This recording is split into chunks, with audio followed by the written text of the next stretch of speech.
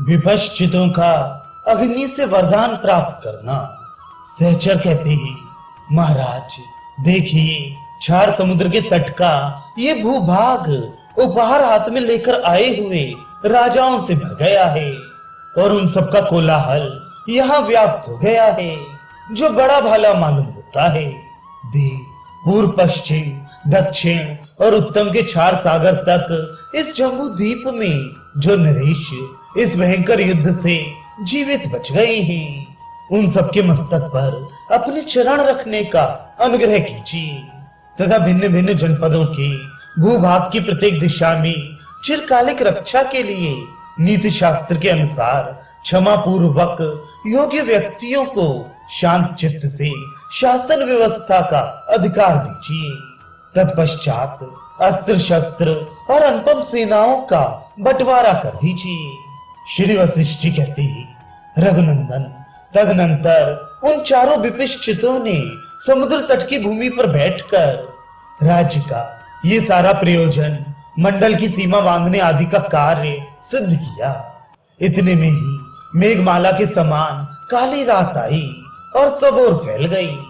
तत्पश्चात वे सभी विपश्चित जो दिन का कार्य पूरा कर चुके थे, सोने के लिए अपनी शैयाओं पर आरूढ़ हुए।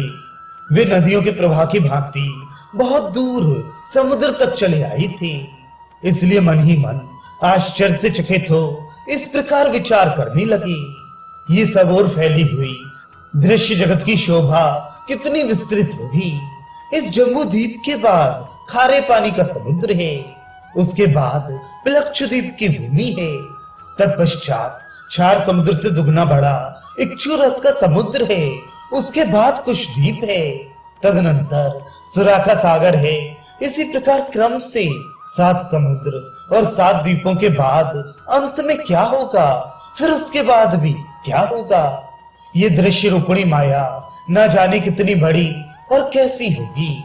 इसलिए हम लोग भगवान अग्निदेव से प्रार्थना करें, उनके वरदान से हम अनायास ही इन संपूर्ण दिशाओं का अंतिम सीमा तक अवलोकन कर सकेंगे। ऐसा सोचकर यथा स्थान बैठे हुए वे सभी विपश्चित एक साथ ही भगवान अग्नि का आवाहन करने लगे। तब भगवान अग्निदेव इन चारों के समक्ष साकार होकर प्रकट हुए और बोले, पुत्र मुझसे वर मांगो। विपश्चित बोले, देव सुरेश्वर, हम इस पंचभूतात्मक दृश्य जगत का अंत देखना चाहते हैं। जहां तक इस देह से जाना संभव हो सके, वहां तक इस देह से, जहां ये ना जा सके, वहां मंत्र के प्रभाव से संस्कार युक्त किए गए इसी शरीर से, तथा जहां इस संस्कार युक्त शरीर की भी गति ना हो सके, वहां मन से जाकर हम दृश्य जगत का अंत देखें। जो जिस रूप में मन से प्रत्यक्ष होने योग्य तथा जानने योग्य हो, उन सभी पंचभूतात्मक पदार्थों का हम दर्शन कर सकें। ये उत्तम वर आप हमें दें। प्रभु, सिद्ध योगी अपनी योग के प्रभाव से जहां तक जा सकते हैं, वहां तक का मार्ग हम इसी शरीर से तय करें, जहां योगियों के भी पहुंच ना हो। उस अगम्य दृश्य को हम मन से ही देखें। सिद्ध योगियों के गम्य मार्ग पर चलते समय हमारी मृत्यु ना हो, तथा जिस मार्ग में देह का रहना संभव ही ना हो, वहां हमारा मन ही यात्रा करे। श्री वशिष्ठ जी कहते हैं, रघुनंदन, उनके इस प्रकार वर मांगने पर ऐसा ही होगा। यूं कहकर अग्निदेव सहसा एक ही क्षण में अदृश्य हो गए, मानो बड़वालन रूप से समुद्र में जाने के लिए उन्हें जल्दी लगी रही हो। इस तरह वर देकर अग्निदेव चले गए। तत्पश्चात रात्रि आई और कुछ देर ठहर कर वह भी चली गई।